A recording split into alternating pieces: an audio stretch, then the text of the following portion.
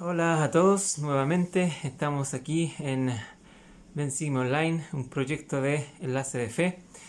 Estamos recibiéndolos poco a poco en estos primeros segundos. Vamos a esperar que puedan seguir iniciando esta transmisión desde sus casas. Siempre hacemos la mención inicial de que esta es una labor obviamente no remunerada, es solamente una idea y no es un programa oficial de la iglesia. O sea, el programa es oficial y se llama Bensigme, pero esta es una clase de apoyo que no reemplaza para nada el estudio que ustedes deben tener en sus hogares de forma personal o familiar. Siempre es bueno aclarar eso.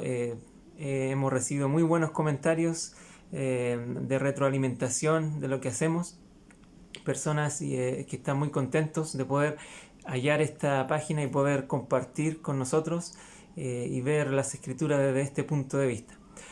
Muchas veces vamos aquí a tocar doctrinas clave y principios que van a ayudar a entender más las cosas que se tratan en Bensigme. Entonces vamos a irnos directo a la clase. Hoy día vamos a ver solamente Alma 30 y Alma 31.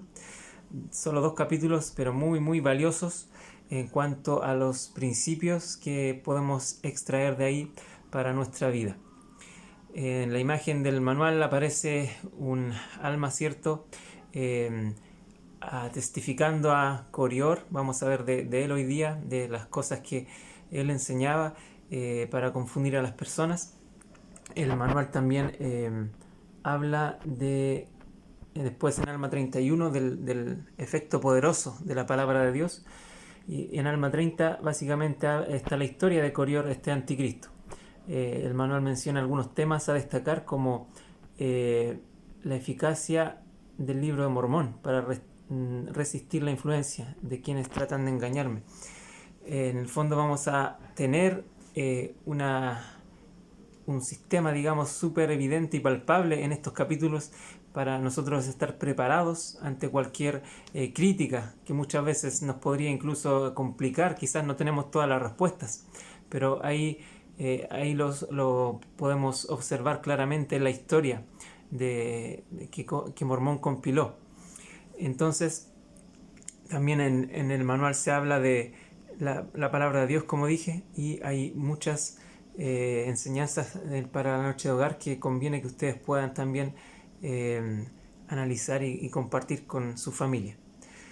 Vámonos como siempre directamente al capítulo en las escrituras mismas en el libro de Mormón, el capítulo 30. Resulta entonces que después de lo que pasó en la última clase, como vimos, ya el pueblo de Amón quedó establecido, gozaban de armonía y paz. Hubo un año más de paz, dice, y a finales del año siguiente, del año 17, dice que llegó un hombre a la tierra de Zaremla y era un anticristo. Deja en claro Mormón lo que era este hombre, porque empezó a predicar al pueblo contra las profecías que habían declarado los profetas concernientes a la venida de Cristo. Anticristo aquí lo define de inmediato, o sea, va a la definición en las escrituras como toda persona o todo aquello que sea una representación falsa del verdadero plan de salvación del Evangelio y que manifiesta o secretamente se oponga a Cristo. Juan el Revelador describió al anticristo diciendo que es un mentiroso, etc. Y muchas más. En el fondo es una representación falsa de lo que es verdadero, una representación, digamos, adulterada de la verdad. Es tal cual como, no sé si alguna vez se han topado con un billete falso. Es probable que casi todos lo hemos tenido en las manos y eso puede producir ciertos efectos. Evidentemente puede alguien recibir un billete falso sin saber que lo está recibiendo, o quiere analizarlo y no sabe en qué basarse para saber si el billete o el dinero es real o es una farsa. Entonces en este capítulo se trata de guiar al lector para que podamos distinguir entre lo verdadero y lo falso. Esta escritura es central en este capítulo, pues no había ley alguna contra la creencia de ningún hombre, porque era expresamente contrario a los mandamientos de Dios que hubiera una ley que colocara a los hombres en posición desigual. No había desigualdad en cuanto a la fe, y eso es sumamente importante dentro de lo que es la libertad religiosa. Así que es un modelo que idealmente debería estar en todo lugar. Habían cierto castigo, pero solo para las personas que hacían algo malo, no a los que creían algo, porque nada podía establecer, ¿cierto?, si una creencia era positiva o negativa, es simplemente una creencia. El 11 dice, porque había una ley para juicios, digamos, pero no había ninguna ley contra la creencia, y eso es lo que estamos comentando ahora. Entonces este era Corior, el anticristo, y aquí destaco yo en un rojo claro, digamos, todo lo que él predicaba, que lo quise destacar para hacer una lectura rápida primero y vean digamos, los argumentos que él usaba, y después concluiremos qué tan cabales, certeros, cuerdos, lógicos son. Ningún hombre puede saber acerca de lo porvenir. Insensatas tradiciones, acusaba a los creyentes. No podéis saber de las cosas que no veis. Efecto de una mente desvariada, trastorno mental, os inducen a creer en cosas que no existen, como Dios, según él. A cada uno le tocaba de acuerdo con su habilidad, según su genio, según su fuerza. El hombre en el fondo hace lo que puede con sus capacidades. Eso es lo que estaba enseñando Corior, que no era ningún crimen el que hombre hiciese cosa cualquiera, haciéndole erguir sus cabezas en su iniquidad. Más abajo aparecen cosas, de nuevo, insensatas tradiciones, subyugarse, insensatas ordenanzas y prácticas, usurpar poder y autoridad, ignorancia, para que no levanten la cabeza, sino que se humillen. Habla de un cautiverio, la fe como un cautiverio. No sabéis, repetidamente le dice a Alma o a los que están ahí, a los que vamos a ver hoy día, incluso al juez superior.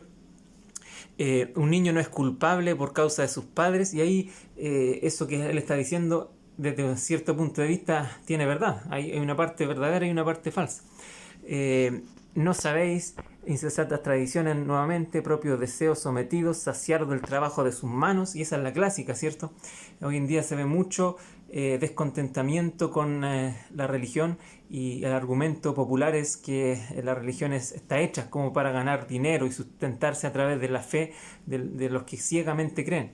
Entonces ese es un argumento que usaba Corior abundantemente. No se atreven a levantar la vista ni gozar propios derechos y privilegios, no se atreven a hacer uso de lo que les pertenece, no sea que ofendan a sus sacerdotes, los uncen al yugo según sus deseos, les han hecho creer caprichos, misterios fingidos, ofenderán a Dios, que ofenderán a Dios, ¿cierto?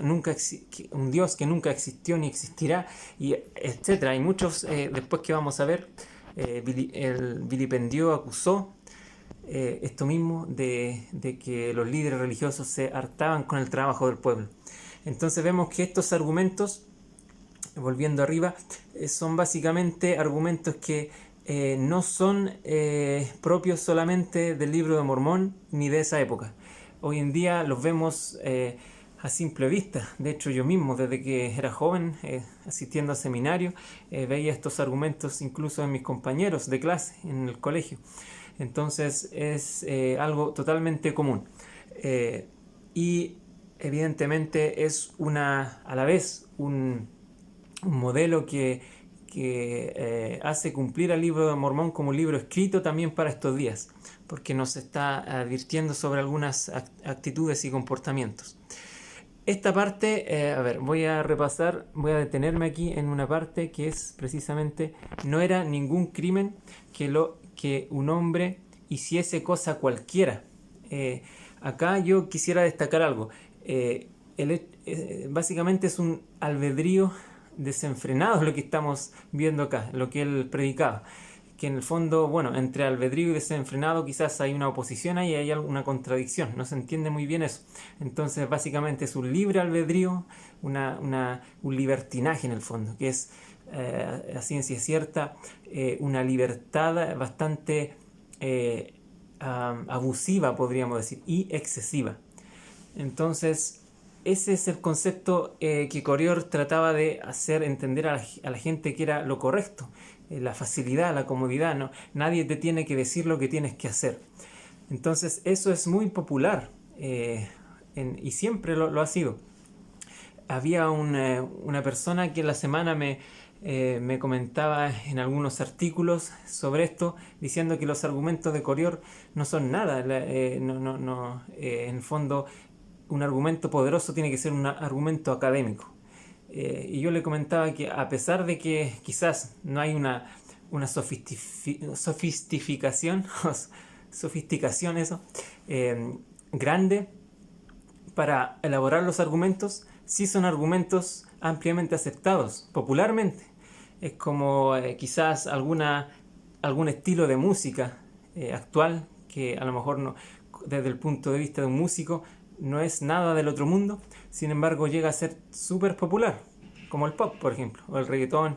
No sé si a alguno le gustará, pero muchas de esas letras suelen ser bastante inmorales desde el punto de vista de la verdad, pero llegan a un público masivo, atraen, a pesar de que no hay sofisticación musical, no hay algo totalmente hecho, digamos, desde el punto de vista de la teoría musical, así con perfección, sino más bien algo simple y que pegue y que llegue a las personas de forma cómoda, placentera, y les hace ganar esa popularidad. Entonces, en el fondo, así también sucede con estos argumentos, que a la vez son bastante adoptados por las personas que le hallan un sentido porque tienen alguna ganancia o porque les conviene para hacer alguna cosa que quieren hacer sin restricciones.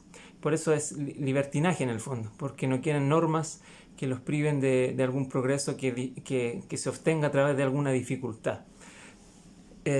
Y había otro concepto aquí al parecer no lo destaqué. Sin embargo, más abajo, perdón, aparece que en el versículo, a ver,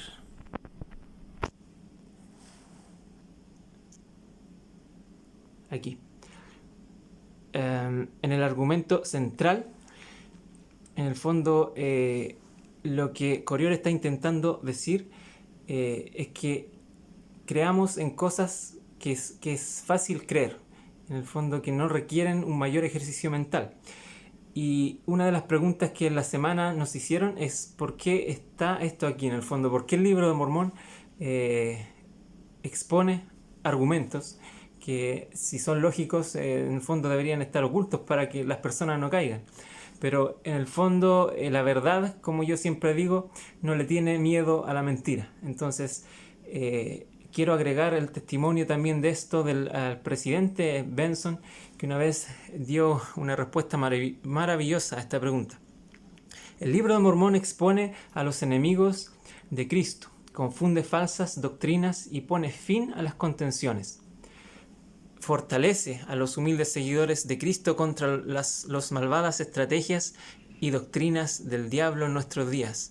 El tipo de apóstatas en el libro de Mormón es similar al tipo que tenemos hoy.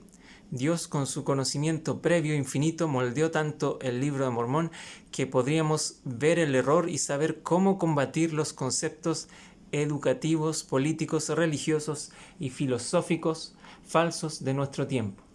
Me encanta el hecho de que también el mismo profeta haya dicho que por algo está ahí, para adelantarnos a ciertas herramientas que tenemos que tener y para estar preparados efectivamente a estos argumentos que son filosóficamente falsos también.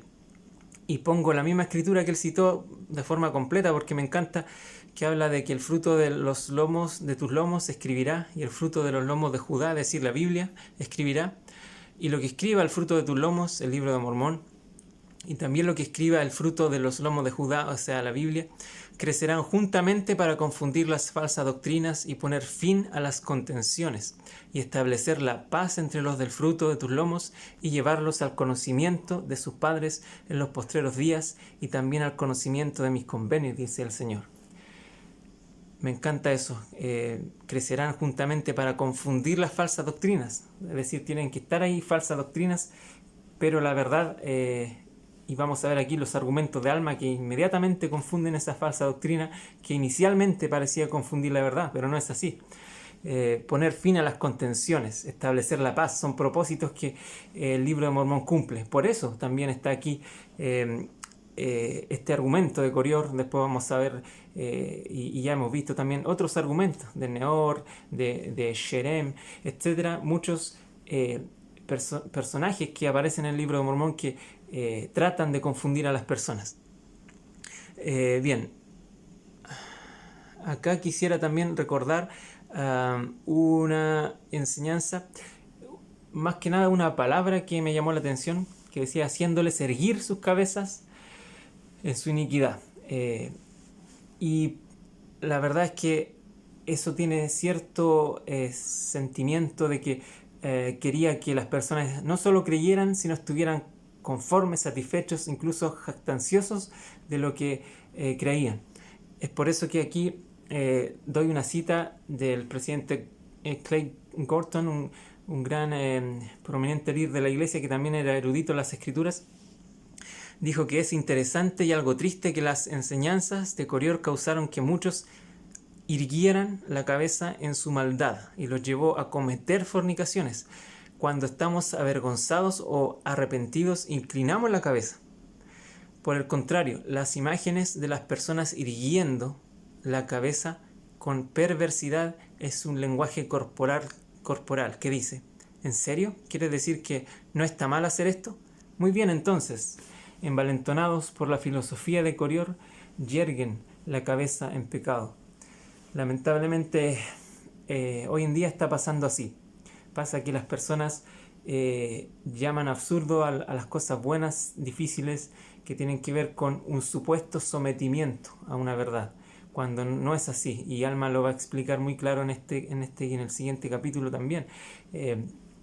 Y es una enseñanza muy valiosa que nosotros podamos distinguir y ser humildes. Acá me encanta la expresión que él usa al revés, ¿cierto? Cuando estamos avergonzados o arrepentidos incluso, que es una señal buena, inclinamos la cabeza. Por lo general no andamos al revés, ¿cierto? No andamos proclamando la fe como mirando por encima del hombro, sino de forma humilde. Otro punto importante de este capítulo, bueno, acá dice que lo tomaron y lo ataron. En este caso, después de Saraemla fue a la tierra de Gersón. Recordemos que ahí estaba el pueblo de Amón. Entonces, recordemos que este pueblo eran los que habían hecho un convenio con Dios y que nunca más se desviaron. En el fondo, este es un pueblo que era poderoso en testimonio y fe. Y miren lo que pasa con este pueblo. Aquí en versículos 19, 20 se habla de Gersón, de que fueron más sabios por haberlo atado y llevado a la autoridad pertinente, y lo echaron de la tierra. Entonces, no tuvo trascendencia. Imaginen, un anticristo no tuvo ninguna trascendencia. Hay como 2 o 3 versículos que hablan de su paso por Gersón, pero sí tuvo trascendencia en los otros lugares. Quizás eso no está también testificando de la gran fe y la gran preparación, precaución, admonición que tenían los líderes en Gersón también, que era básicamente Amón. Bien, más abajo, continuando con estas enseñanzas erradas de Corior, vemos que este es un capítulo muy largo. Tenemos déjenme ver, como es tan largo, a veces pierdo un poco el orden de las notas. Pero aquí más abajo teníamos decía que blasfemó, es decir, no solo trataba de predicar su palabra con persuasión, sino atacando siempre. Por eso dice vilipendió y acusó. En el fondo no era una forma correcta tampoco de dar a conocer la verdad. Muchas veces por sus frutos, ¿cierto?, los conoceremos. Aquí de verde pongo al revés. Alma le empezó a contestar a estos falsos testimonios. Yo he trabajado desde el principio, le dice, del gobierno de los jueces hasta ahora con mis propias manos para mi sostén. a los que quizás están viendo y a lo mejor no son miembros de la iglesia, yo también les puedo compartir que en mis llamamientos dentro de la iglesia, y sé que muchos de los hermanos pueden incluso ahora chatear y testificar lo mismo, de que no han recibido ni un céntimo por el trabajo, como diría Alma en el 33, nunca he recibido ni siquiera un cenine, quizás un dólar, un peso, no sé qué es en su país, pero no recibimos paga. Yo trabajo con mis propias manos, igual que Alma, igual que ustedes. Ese argumento que es clásico se va a la borda de inmediato. Y de hecho esta pregunta me encanta. ¿Qué nos beneficia trabajar en la iglesia, aparte de declarar la verdad para regocijarnos en el gozo de nuestros hermanos? No es un argumento en sí, es una pregunta reflexiva, pero que ayuda a que las personas que suelen poner en duda toda la fe y el gozo de las personas que guardan los mandamientos de Dios, puedan entonces tener una mayor facilidad para comprender. En el 35 le declara que el mismo Corior sabía que no recibían nada, estaba simplemente atacando. Y aquí empieza un diálogo bastante interesante.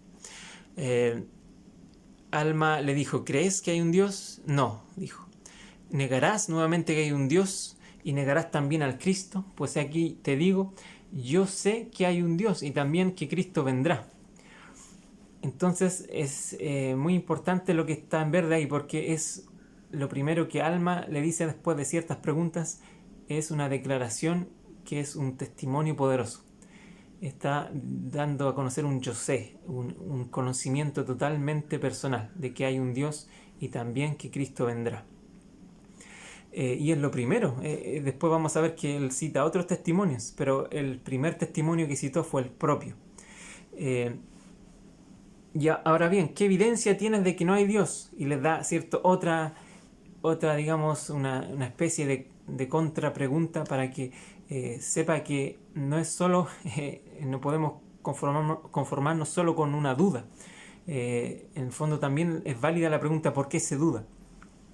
Entonces aquí hay una cita del Elder Land. La verdad es que yo he citado muchas veces al Elder Land y soy una especie de fans de él. Él era un erudito también, una autoridad general. Y me encantó esto. La idea de Alma fue inspirada. Corior no muestra constancia en su propio razonamiento. Si de veras solo podemos saber aquellas cosas de las cuales tenemos pruebas empíricas, entonces no podemos enseñar que no hay Dios a menos que tengamos pruebas de tal creencia. Y Corior no las tenía. Corior solo tendrá en cuenta las pruebas que pueden conseguirse por medio de los sentidos. En un sistema así, es mucho más fácil comprobar que Dios sí existe en lugar de lo contrario, si nos ponemos a prueba con sentidos solamente, porque el yo sé y el yo creo son sentimientos también. Para comprobar que hay Dios basta con que una persona vea, oiga o de alguna otra manera tenga alguna experiencia con Dios y de allí en más no se puede desmentir la existencia de Él. Pero esto es lo que se necesitaría para comprobar que no hay Dios. En vista de que Dios no está atado a la tierra, tendríamos que buscarlo a lo largo y ancho del universo, y como damos por sentado que Dios tiene la capacidad de desplazarse, no sería suficiente empezar en un punto A del universo y buscar hasta llegar al punto Z. ¿Qué pasaría si después que saliéramos del punto A, Dios se ubicara en él y allí se quedara durante el resto de la búsqueda? En otras palabras, para que Corior pudiese decir que no hay Dios basándose en el mismo criterio que él acababa de proponer, tendría que percibir cada metro cúbico del universo de forma simultánea. Esto crea una paradoja. Para comprobar que Dios no existe, Corior mismo tendría que ser un Dios. Por lo tanto, al declarar que no hay Dios, actúa por la fe, la cosa misma por la cual tan severamente ridiculiza a los líderes religiosos. Y con esta idea tan claramente expresada por el Elder, nos damos cuenta que para decir que yo creo en Dios se necesita fe, se necesita un testimonio, se actúa por la fe. Tanto así que cuando alguien dice yo no creo en eso, también está actuando por fe. Entonces, el que dice que no cree no está para nada acercándose a la ciencia, a lo evidente, sino también está actuando por fe, porque es muy válida en el viceversa la necesidad de un argumento. y obviamente si ellos se basan en los sentidos también, como atacando que los sentidos no son para nada, bueno, ellos están usando un sentido también, y la verdad es que es la misma cosa, como dice ahí, la misma cosa, la cosa misma por la cual tan severamente ridiculiza a los líderes religiosos, hablando de Coriol. Entonces ahí hay algo bastante vergonzoso en la misma duda. Digamos, no hay nada de vergüenza en la duda, solo digo que cuando una duda es con esa mala intención de poder atacar a alguien por su creencia, está súper mal eso. Bien, después sigue el diálogo, y siguen dando testimonios 41, 42, y Coriol le dice a Alma, si me muestras una señal, y ahí parte todo lo malo, cuando ponemos a prueba a Dios, cuando nosotros queremos creer solo después de ver, ¿cierto? Ahí tratamos a la fe, la pisoteamos, ¿cierto? Y queremos que todas las cosas se hagan de acuerdo a lo que nosotros consideramos, poniendo nuestras reglas primero a las reglas que existen, que son del Padre Celestial. Y el 44 es clave. Me encanta este versículo. Ya has tenido bastantes señales. ¿Quieres tentar a tu Dios? Dirás, muéstrame una señal cuando tienes el testimonio de todos estos tus hermanos y también de todos los santos profetas. Las escrituras están delante de ti, sí, y todas las cosas indican que hay un Dios, sí, aún la tierra y todo cuanto hay sobre ella, sí, y su movimiento, sí, y también todos los planetas que se mueven en su orden regular testifican que hay un Creador supremo. Aquí entonces están todos estos testimonios que venían, ¿cierto?, de la mano con el primer testimonio, que era el yo sé de Alma. Entonces aquí resumo un poquito que es un testimonio jerárquico el que aparece en este capítulo. Primero el yo sé, en el versículo 39, yo sé que hay un Dios y también que Cristo vendrá. Luego en el 44 tenemos los otros, el testimonio de todos estos tus hermanos, el de todos los santos profetas, las mismas escrituras, y todas las cosas. Hablando de todas las cosas, durante la semana, como siempre, queremos hacer participar también a todos ustedes. Hicimos una pregunta en el grupo de WhatsApp de esta iniciativa, Vencimos.online, y también en los grupos de Facebook, etcétera. También en Enlace de Fe ayudamos. Sobre qué cosas a ustedes personalmente les testifican a ustedes como personas que hay un Dios, que existe. Entonces aquí vamos a indicar algunas que nos encantaron. No vamos a poder ponerlas todas, nos llegaron esta vez cientos, entonces elegimos algunas. No se enojen los que quizás no pusimos, pero pueden participar, seguir participando en otras clases. Primero, por ejemplo, tenemos aquí algunos diciendo en el planeta Tierra, la vida del ser humano y demás planetas que conocemos, testifica eso. El funcionamiento de cada órgano del cuerpo tan perfecto y en sincronía, dice ahí Leonardo, y de eso estoy muy de acuerdo. Lo mismo que tenemos a mano ya es un testimonio de una creación. Vika dice, cuando pasas por enfermedad y aún así te sientes tranquila y confiada, la fe, ¿cierto?, de soportar y todo eso indica que hay algo más ahí, ¿cierto? Hay un Dios. Siguen ahí algunas, las mismas escrituras, ¿cierto? Los sentidos menciona ahí Telma, sentir, oler, palpar, amar, tener una familia, un techo, la fortaleza, la fe. Carolina también agrega que desde el inicio de su día, al abrir sus ojos, ella siente eso. Entonces no solo dice que lo evidente, en el fondo indica que hay un Dios. Hay más, ¿cierto? Acá desde el nacimiento habla Leticia. Elizabeth, todo, dice. Lorena, el amor de mi madre hacia mí, qué bonito eso, que le testifique que hay un Dios. Alma dice, las quesadillas de chicharrón y los tacos de suadero. No sé qué querrá decir suadero, pero a lo mejor es un tipo de carne. Qué bueno que hasta la comida le testifique que hay un Dios. El milagro de la vida. Cuando oro y pongo todo en manos del Padre Celestial, dice, cuando uno se entrega, ¿cierto? Y luego viene una contestación, por supuesto, que es un gran testimonio. Acá hay varios más, ustedes los pueden leer. El amanecer, ahí dice, los niños, genial. Me encanta eso. Sigue mencionando el cuerpo, la familia misma, el despertar cada mañana, mirar arriba el espacio, toda su creación, ¿cierto? Las estrellas, los respiros, el solo hecho de estar en el mundo, es decir, el estar, el ser. Aquí menciona los sentidos también, Leticia.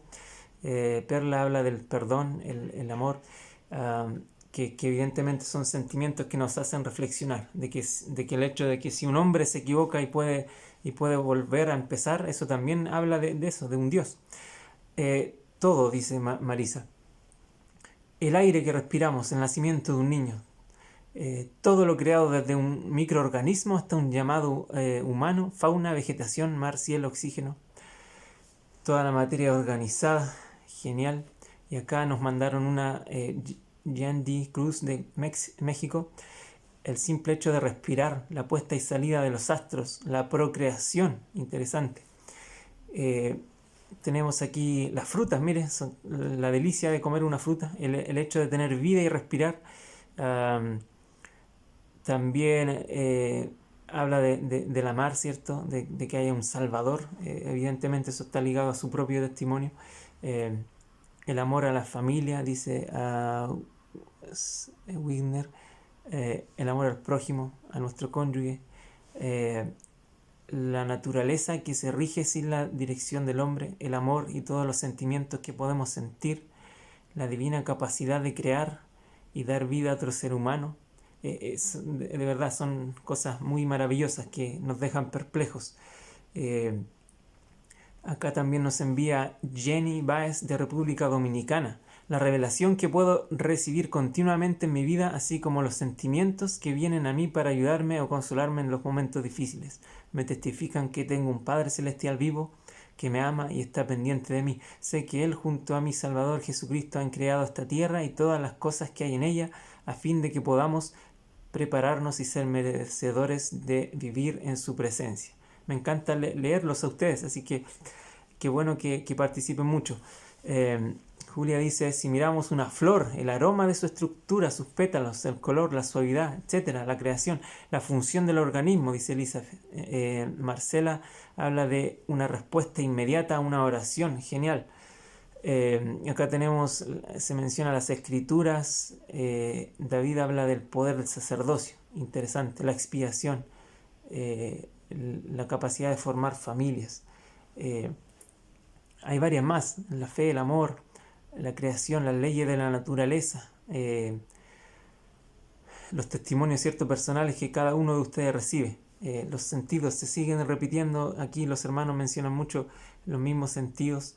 En general, esto que Alma, como sale en la pintura, le está extendiendo para que vea a Corior, son esos testimonios que están delante de nosotros, en las escrituras, en las personas, en la misma creación.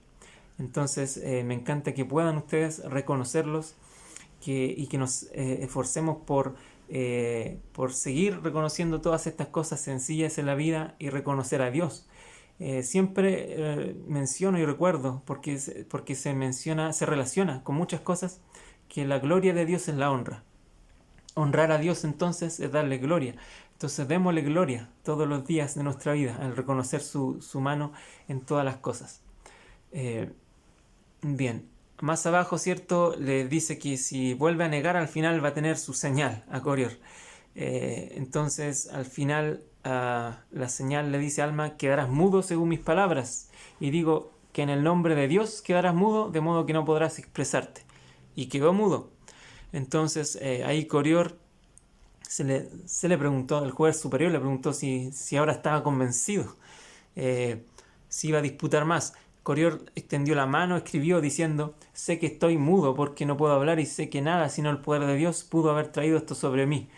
Yo siempre he sabido, miren, cuando eso es una señal también evidente, cuando alguien está mintiendo, y vamos a ver que es casi mitómano, ¿cierto? Al final suele reconocer que su engaño era una farsa, obviamente. Y aquí explica y dice que lo engañó en el fondo el diablo con apariencia de ángel, en el fondo para que extraviara a las personas, para que las salvaran hasta cierto punto. Y en esta parte me detengo, porque dice, y he enseñado sus palabras, y las enseñé porque deleitaban a la mente carnal, y las enseñé hasta que hube logrado mucho éxito, al grado que realmente llegué a creer que eran ciertas. Quizás él lo dice como tratando de excusarse, pero en el fondo, ¿quién de nosotros no ha alguna vez visto a alguien mintiendo que casi cree en su mentira?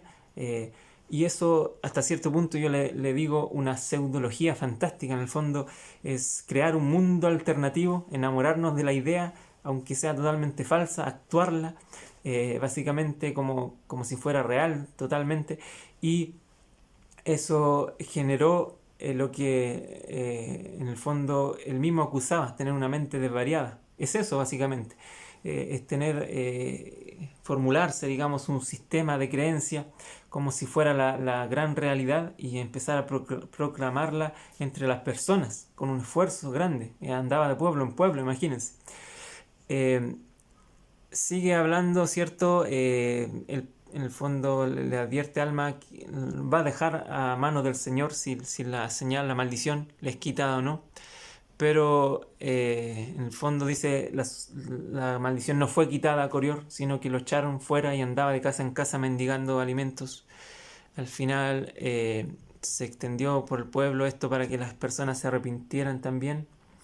Y en el 60 dice, así vemos el fin de aquel que pervierte las vías del Señor, y así vemos que el diablo no amparará a sus hijos en el postrer día, sino que los arrastra aceleradamente al infierno.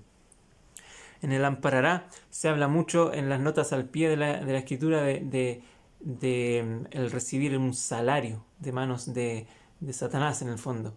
De quien recibimos el salario. Yo también agrego otra escritura que me encanta, que es que los hombres son libres según la carne y les son dadas todas las cosas, etcétera, para escoger la cautividad y la muerte. Dice que es una de las opciones, según la cautividad y el poder del diablo, pues él busca que todos los hombres sean miserables como él. Eso es lo que Corior lamentablemente escogió. Y por supuesto que al desear el diablo esta miseria no lo iba a amparar. Entonces, entonces eso es lo que pasó al final con Corior, que andaba al final de lugar en lugar rondando, ¿cierto?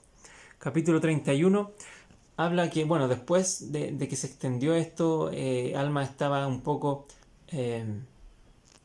afligido por este pueblo de Soram, que los soramitas se habían apartado, eran disidentes nefitas, y temía que se establecieran relaciones con los lamanitas.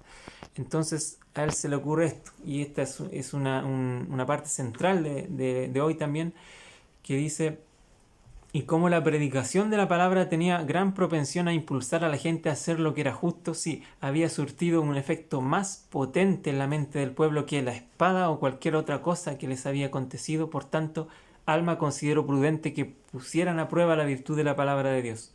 Nuevamente fue ir y predicar. Entonces dice acá que siguieron, ¿cierto?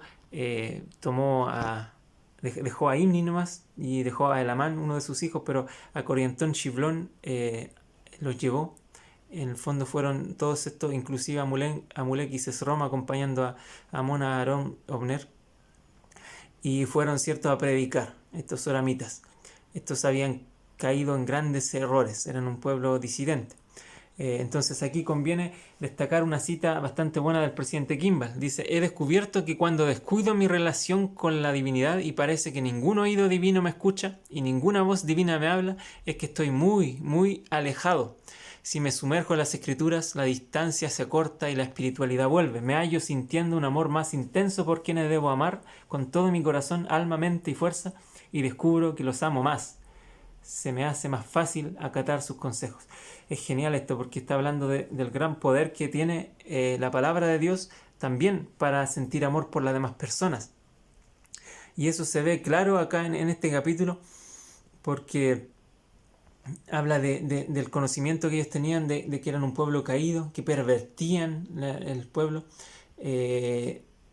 y dice que, bueno, eran un pueblo en el fondo que creía cosas malas, ¿cierto? Erradas, que vamos a ver acá, pero más abajo, en una parte, Alma, a pesar de que era un pueblo atrevido, en fondo errado, etcétera, habla de que sus almas son preciosas. Entonces hay un contraste en la forma de predicar cuando es la verdad, contra la forma incorrecta de predicar cuando es una mentira, como la de Corior, que andaba acusando, vilipendiando. Entonces, de por sí mismo, la forma demuestra la realidad del fondo, como se podría decir. Eh, Bien, en el fondo pervertían, ¿cierto?, las vías del Señor en muchísimos casos, eh, y estas eran las creencias que vieron estos misioneros en cuanto a llegaron. Ellos creían, alababan a Dios, ¿cierto?, que era un espíritu, un espíritu y siempre sería espíritu. Y este sentimiento de orgullo de su creencia nos has separado, nos has escogido, nos has dado a conocer, nos has elegido para que seamos salvos, nos has elegido a fin de que no seamos llevados en pos de las necias tradiciones. Somos un pueblo electo y santo. Y terminaban una oración. Y el 20 dice que cada uno iba y ofrecía estas mismas oraciones en el santo púlpito. Tenían un púlpito elevado, ¿cierto?, en el centro del lugar para decir estos rezos repetidamente. El 23 dice que después que todos los del pueblo daban gracias de esta manera, regresaban a sus casas sin volver a hablar de su Dios, hasta que nuevamente se juntaban alrededor del santo púlpito para ofrecer gracias según su manera. Ese sin está ligado a Santiago, que habla de que la fe se pone en acción. Entonces no sirve de nada hacer esto, de solamente juntarse para conversar cositas buenas, hacer oraciones, pero después tener ese doble ánimo, esa doble vida, que es el no ser consecuente con lo que creemos. Alma vio esto, se angustió su corazón, pues vio que eran una gente inicua y perversa. Como dije, vio que eran perversos, pero más abajo Alma dice que eran valiosos. Entonces eso nos da un gran ejemplo de lo que nosotros tenemos que hacer cuando nos toque predicar, cuando veamos que nunca pensemos que hay un caso perdido, como se dice, que hay una persona que no para esa persona no es el Evangelio. No es así, tenemos que verlos como almas preciosas y pedir, como Alma lo hace al final de este capítulo, que Dios nos conceda el éxito al traerlos nuevamente a Cristo. Hay muchas cosas más que anhelaba yo compartir con ustedes hoy día, pero voy a terminar solamente para que no se alargue la clase. Acá dice que Alma, cuando hubo dicho estas palabras, antes de dividirse con sus hermanos para ir a predicar, puso sus manos sobre todos aquellos que estaban con él, y aquí, al imponerle las manos, fueron llenos del Espíritu Santo. Después se prepararon sin preocuparse por lo que habían de comer. En el fondo había una fe bastante grande. Quizás eso no implica que no se iban a preparar. Ellos ya estaban muy, muy preparados, con mucha experiencia, pero ellos también se exponían y se dejaban a las manos y la guía del Señor. Eso es poner fe cuando no se sabe, cuando hay cosas fuera de nuestro control. Entonces, pero efectivamente el Señor los bendijo. Y en este fueron llenos. Al final habla un poco de esto, y aquí quisiera resumir entre estos dos casos, entre el caso de Corior y el caso de los soramitas. Quizás el caso de Corior habla de una fe errada pero activa. Él andaba agresivamente predicando.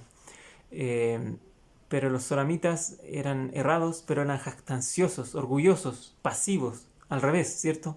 No hay indicio ahí, al menos escrito, que hable de que andaban tratando de convencer o persiguiendo. Más bien se creían un pueblo elegido y que ojalá nadie más fuera. Entonces, quizás en estos dos casos tenemos que dividirlos y también aprender cómo nosotros podemos también predicar a diferentes perfiles de personas que a veces nos atacan, a veces simplemente nos ven con desdén. Y para eso quisiera terminar esta clase sumando a lo que ustedes ya han estudiado. Hay muchos puntos que tocaba el Bensígueme que no los toco yo, porque la idea es que sea esto en cada hogar. Yo solo toco puntos interesantes y aplicaciones que a veces suelen pasar desapercibidas y que son productivas también para nuestra vida. Pero quisiera terminar con una cita del presidente Packer que me encanta. Es una historia, la voy a leer rápidamente, pero ustedes verán lo bonita que es. y relacionada con esto. Él dice: les contaré una experiencia que tuve antes de ser autoridad general, la cual me afectó profundamente. Estaba sentado en un avión junto a un ateo declarado, que insistía con tanta vehemencia en su incredulidad en Dios que compartí mi testimonio con él. Está equivocado, le dije. Hay un Dios, yo sé que Él vive. Él protestó: no lo sabes, nadie lo sabe, no puedes saberlo. Pero al ver que yo no cedía, ese ateo, que era abogado, formuló lo que quizás sea la gran pregunta en lo que respecta al testimonio. Muy bien, dijo con un tono despectivo y condescendiente. Usted dice que lo sabe, dígame cómo lo sabe. Cuando intenté responder, a pesar de que poseía títulos académicos superiores, no logré comunicarme. Algunas veces en su juventud ustedes, misioneros jóvenes, se sienten avergonzados cuando el cínico, el escéptico, los trata con desdén a causa de que no tienen una respuesta inmediata para todo. Ante tal ridículo, algunos se alejan avergonzados. Como en el sueño de Leí, ¿cierto? Algunos se avergonzaban. Cuando utilicé las palabras espíritu y testimonio, el ateo respondió: no sé de qué me habla. Las palabras oración, discernimiento y fe tampoco tenían ningún significado para él. ¿Lo ve?, dijo. No lo sabe de verdad. Si así fuera, sería capaz de decirme cómo lo sabe. Tuve la impresión de que quizá había compartido mi testimonio con él de manera imprudente y no sabía qué hacer, pero en ese momento se produjo la experiencia. Acudió a mi mente una idea, y mencionaré ahora una declaración del profeta José Smith. Una persona podrá beneficiarse si percibe la primera impresión del espíritu de la revelación. Por ejemplo, cuando sentís que la inteligencia pura fluye en vosotros, podrá repentinamente despertar en vosotros una corriente de ideas, y así, por conocer y entender del Espíritu de Dios, podréis crecer en el principio de la revelación hasta que lleguéis a ser perfectos en Cristo Jesús. Se me ocurrió algo y le dije al ateo: permítame que le pregunte si sabe qué sabor tiene la sal. Claro que sí, respondió él. ¿Cuándo fue la última vez que probó la sal? Acabo de cenar aquí en el avión. ¿Usted cree que sabe qué sabor tiene la sal?, le dije. Insistió él. Conozco perfectamente el sabor de la sal. Si le diera una taza de sal y una de azúcar y le permitiera probarlas, ¿podría distinguir un sabor de otro? Se está usted poniendo pueril, contestó él. Por supuesto que podría reconocer la diferencia. Conozco el sabor de la sal, es una experiencia que tengo a diario. Lo conozco perfectamente. Entonces dije: suponiendo que yo nunca haya probado la sal, explíqueme exactamente cuál es su sabor. Tras pensar un poco, dijo: pues no es dulce ni amarga. Me ha dicho lo que no es, pero no lo que es.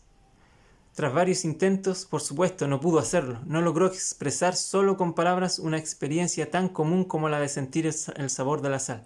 Le expresé mi testimonio una vez más y le dije: sé que hay un Dios. Usted ha ridiculizado ese testimonio diciendo que si lo supiera de verdad, podría decirle exactamente cómo lo sé. Amigo mío, hablando en términos espirituales, he probado la sal y no soy más capaz de expresar con palabras cómo he recibido este conocimiento que usted de explicarme qué sabor tiene la sal. Pero se lo digo una vez más: hay un Dios y vive, y solo porque usted no lo sepa, no pretenda convencerme de que yo no lo sé, porque sí lo sé. Cuando nos separamos lo oí refunfuñar: no tengo por qué utilizar su religión como muleta, no la necesito. A partir de aquella experiencia nunca me he avergonzado por no saber explicar con palabras todo lo que sé espiritualmente. A mí me conmovió este relato y quisiera dejar esta clase para que ustedes reflexionen en él y sepan que el Señor pondrá las palabras en su boca, como estos jóvenes, que aquí dice que antes, cierto, de partir, Alma les bendijo, etc., pero ellos iban a predicar y no sabían, en el fondo iban sin digamos, saber a qué se enfrentaban. Así pasó con los hijos de Mosía incluso. Y la verdad es que ellos recibieron las revelaciones del Señor y hicieron grandes cambios en la vida de muchas personas. Entonces, que así sea con nosotros también, que no nos avergoncemos, no nos compliquemos mucho por no tener respuestas a todas las cosas. Basta con estos grandes testimonios que están delante de nosotros, como dijo Alma. Primero el mío, el personal, el de ustedes, su testimonio personal. luego el de sus amigos, de los profetas, las escrituras y todo cuanto hay en el mundo. Y eso nos va a llevar a la verdad completa y a poder ser instrumentos en las manos de Dios. Y efectivamente tener éxito trayendo a las almas que están en busca de Él y de la fe. Y lo comparto en el nombre de Jesucristo. Amén.